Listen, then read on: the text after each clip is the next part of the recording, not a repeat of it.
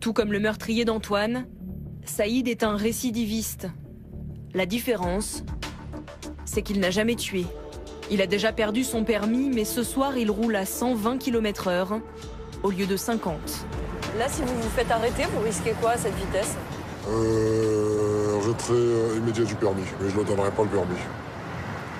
Pourquoi? Pourquoi? Parce que je leur donnerai pas. Qu'est-ce que c'est le pire que vous ayez fait? Le pire? En termes de défis, comme vous disiez tout à l'heure. Délit de fuite. Délit de fuite, c'était dans quelles circonstances? Parce que j'avais grillé un feu rouge, 2 feux rouges. Et je voulais pas qu'ils m'attrapent. Ils étaient derrière vous? Ouais. Vous en êtes sorti? Bien sûr. Saïd ne craint pas les sanctions, car il a une botte secrète, un avocat hors pair. Comment vous vous sentez en roulant, en sachant que votre avocat peut vous sortir de presque toutes les situations?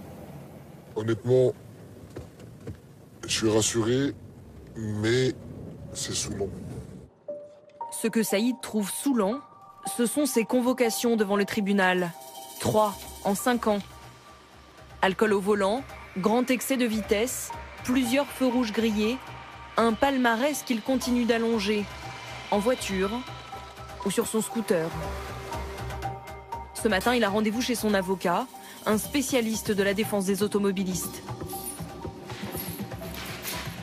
Vous avez l'air de bien vous connaître. C'est un bon client. La dernière infraction de Saïd, avoir de nouveau brûlé un feu rouge. La sanction, 4 points de permis et une amende de 375 €. Pas de quoi faire peur à Maître Benezra.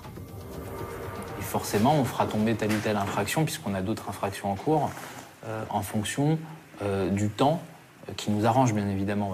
Pour sauver ses clients, Maître Benezra s'est trouvé les failles juridiques qui permettent de faire tomber les accusations. On va prendre une infraction assez grave, un alcool au volant par exemple. Mon rôle n'est pas de dire attention, l'alcool au volant c'est bien. Et d'ailleurs, quand j'arrive devant un tribunal, j'explique au magistrat que l'alcool au volant tue et l'alcool au volant est dangereux. Mais aujourd'hui, l'idée c'est d'analyser une procédure. Pour récupérer leur permis, les clients sont prêts à débourser jusqu'à 5 000 €. Bientôt pour d'autres infractions. Dans la pièce d'à côté, un condensé des délits routiers les plus courants. Effectivement, dans des centaines de dossiers, là... ça part... En gris, les annulations de permis. En rose, les délits mineurs. Et parmi les dossiers rouges, des homicides involontaires. On peut sortir ce type de dossier. On a, par exemple, une procédure d'excès de vitesse. Il roulait 133 km/h, retenu 126, pour une vitesse autorisée à 50 km/h. On peut perdre un permis pour ça? On peut perdre 6 points déjà et on peut se faire annuler le permis de conduire. Et effectivement, déclare monsieur non coupable. Comment vous avez réussi à... Alors c'est un point de procédure. Déclare le procès-verbal, fondement de la poursuite nulle et de nul effet. Il y a quelques années, ces avocats spécialisés n'étaient que 5 ou 6 à Paris. Avec la multiplication des délits routiers, ils sont aujourd'hui une centaine. Les dossiers ont évolué. Effectivement, il y a 5 ans, c'était essentiellement que des grosses affaires. Ça va être des grosses affaires de type homicide involontaire ou accident de la route, carambolage. Ça va être aussi des infractions de délit de fuite, de refus obtempéré. Aujourd'hui, on s'aperçoit que ces infractions ont été banalisées. Les stupéfiants volants, il y a 5 ans, c'était quand même assez exceptionnel. Aujourd'hui, à chaque contrôle, il y a des stupéfiants volants. Donc c'est une évolution aussi de la société, à mon sens, qui est retranscrit dans les dossiers que je reçois à ce jour.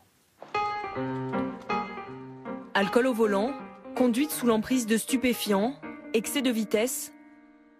Les délits routiers sont devenus tellement fréquents que plusieurs chambres du palais de justice sont consacrées à ces affaires. Dans 7 cas sur 10, Maître Benezra parvient à obtenir la relaxe. Aujourd'hui, son client comparé pour conduite sans permis. Il risque effectivement les peines encourues pour ce type d'infraction, 2 ans d'emprisonnement, 4 500 € d'amende. Ferme? Ah oui, c'est toujours du ferme. Enfin, c'est un risque maximum. Non mais, c'est le maximum. Voilà, de l'autre côté, on est sur 2 ans. Hein. Ouais, mais bon, sans problème. On n'est pas magicien. Hein. Non. Oui, d'accord. Nous ne sommes qu'avocats. Cet agent immobilier est un habitué de la salle des pas perdus. Déjà condamné pour conduite sous emprise de l'alcool, des stupéfiants et grand excès de vitesse. Comment vous expliquez le fait que vous vous retrouviez un peu souvent, alors soit ici, soit chez un avocat, pour ce genre de fait?